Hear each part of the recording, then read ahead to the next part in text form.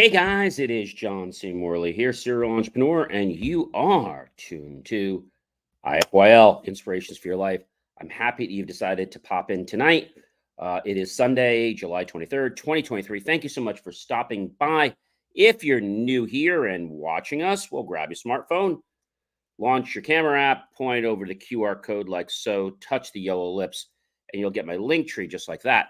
If you're not watching us, but you're listening to us only like on audio podcasts, then go ahead and go to believemeachieve.com for more of my amazing creations.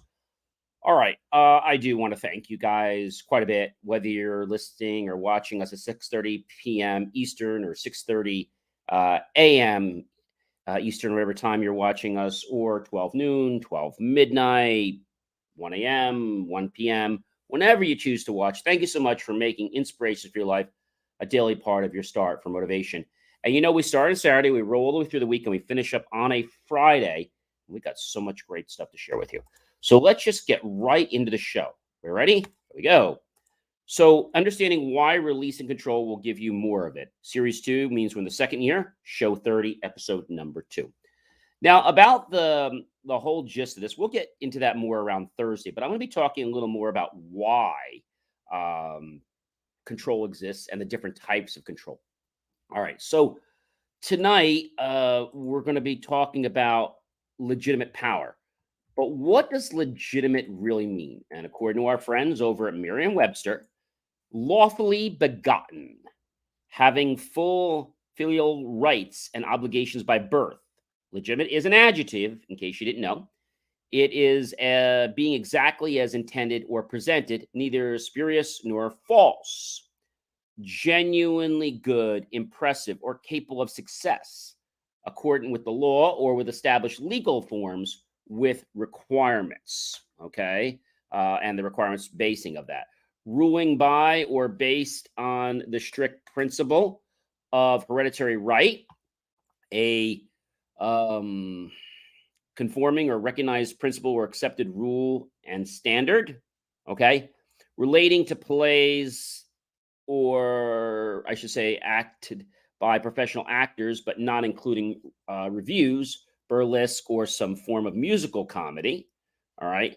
Now, when we think of legitimate as a verb, well, then it's to make someone or something legitimate, which is what we just talked about, to give legal status or authorization to show or affirm to be justified, to lend authority or respectability to give, such as a child born out of wedlock, the same legal status as a child born in wedlock, just to give you an example there.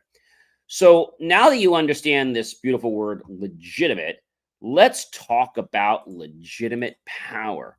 What the heck is legitimate power? Well, legitimate power is pretty amazing. So it's that force that pushes us over to pull over when there's an ambulance approaching, or when sirens are making their presence known to our ears, or maybe children need to comply when they're told to brush their teeth or to do their homework, right? um, Legitimate power, right? Legitimate power is pretty interesting, but legitimate power is a formal authority that a person has over people below them within an organization. A person with legitimate authority receives recognition because of their job, title, or assigned position. If you lead a team, your team members will comply with your requests because they accept the legitimacy of the formal power assigned to you as a leader. That's right, I said as a leader. So legitimate power comes from an appointed or an elected leadership role.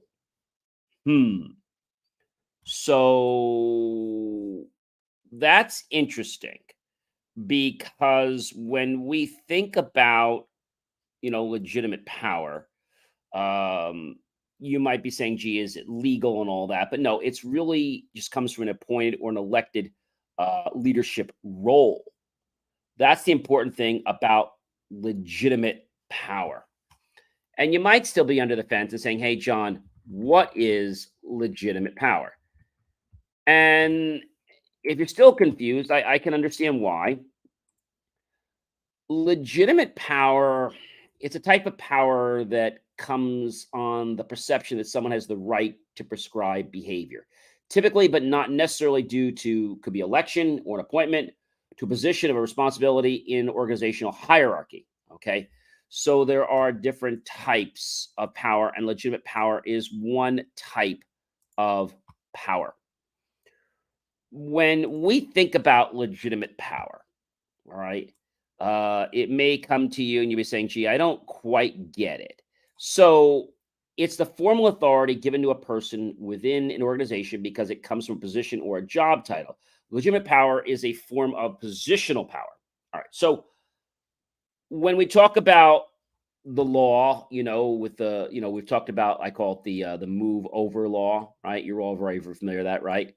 A force that compels you to pull over when the ambulance approaches with its sirens that are, as I said, making its presence known to your ears. What is the move over law in New Jersey? Okay, so the move over law, um,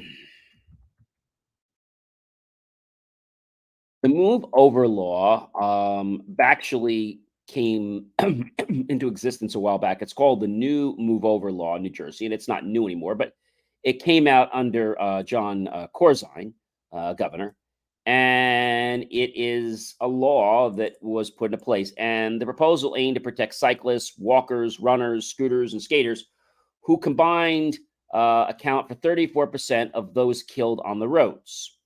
And data had shown that New Jersey's rate of pedestrian fatalities increased 9% more than the national average.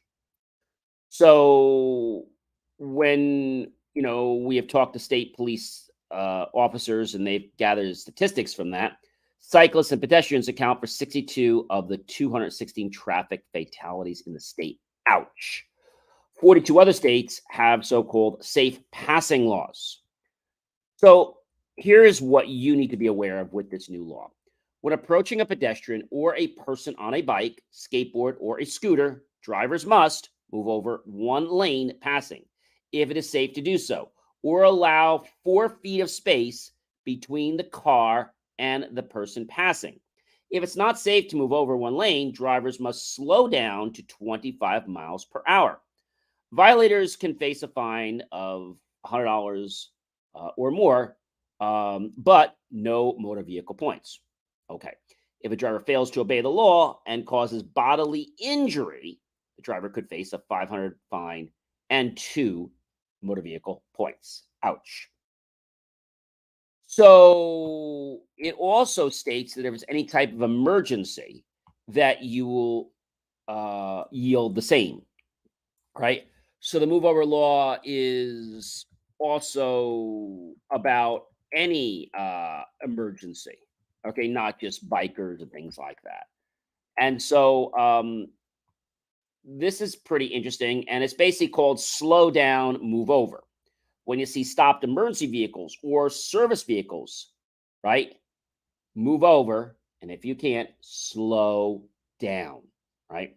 So the first thing they always say to do is slow down and move over. So there's that double thing there. So drivers approaching stationary emergency vehicles, tow trucks, garbage trucks, and other highway safety vehicles displaying red, blue, and any other type of flashing lights must now move over one lane. If it's not safe to move over one lane, then slow down below the posted speed limit. So this is a very interesting thing that they came out with. And again, this is an example of legitimate power. Legitimate power. Now, when you think about this for a moment, again, the fine, as I said, it's about $100 and it can go up to $500. No points to be assessed for the offense as long as there's no bodily injury. If there's bodily injury, there would be 2 points. The law took effect upon Governor Corzine's, time with his signature, and this law is hoping to help people avoid accidents. And this took place on January 27, 2009. And Governor John S. Corzine signed into law a bill that requires drivers approaching stationary emergency vehicles, tow trucks, and other highway safety vehicles displaying certain flashing lights to move over one lane. Or if it's not safe to move over, then slow down below the posted speed limit. So I think understanding legitimate power, right? So where else is there legitimate power? So when we think of legitimate power, you know, this comes from coaches that instruct their team on how to play. They also have a unique charisma as a source for motivating their team. Okay. They learn the difference between coaching versus mentoring. Managers that are in an environment have legitimate power to instruct their team members on how to approach projects and workflow, right? And also learn about different management styles. A parent has legitimate power over their children and legally controls almost every aspect of their lives.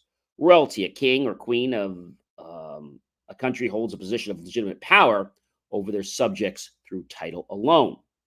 Teachers has the decision making power to control what and how a student learns and provides incentives to them in the form of good grades and advancements, right? And also sometimes stickers and other types of rewards. So there are advantages of a legitimate power. It creates a hierarchy, it grants influence, and improves the workflow. Now, there are disadvantages of legitimate power. Abuse of power, overuse of legitimate power without any checks and balances can lead to dissatisfaction and distrust from employees, coworkers, etc.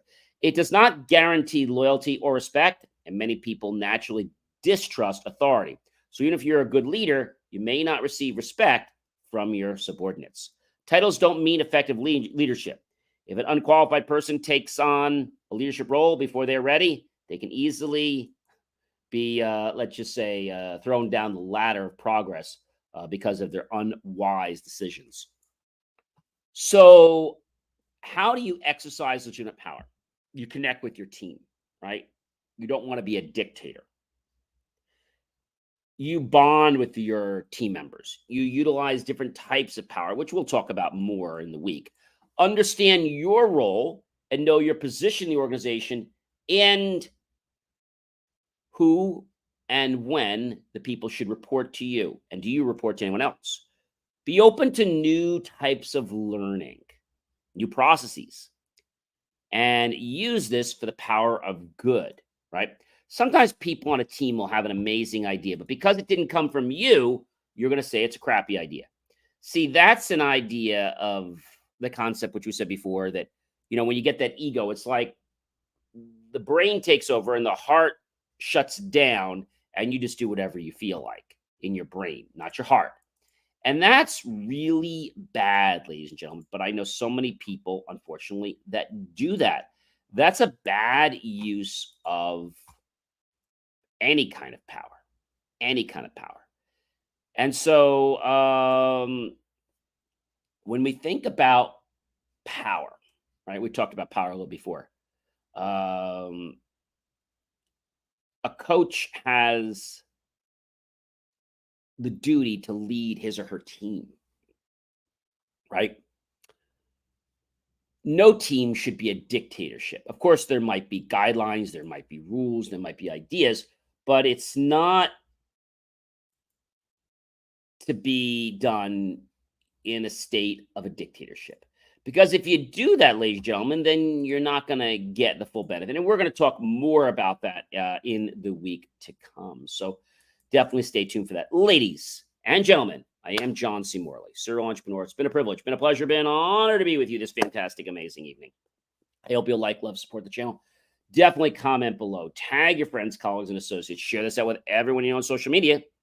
Go to my YouTube channel, John space C space MORLEY space serial entrepreneur. Look for that key phrase, help keep our content free.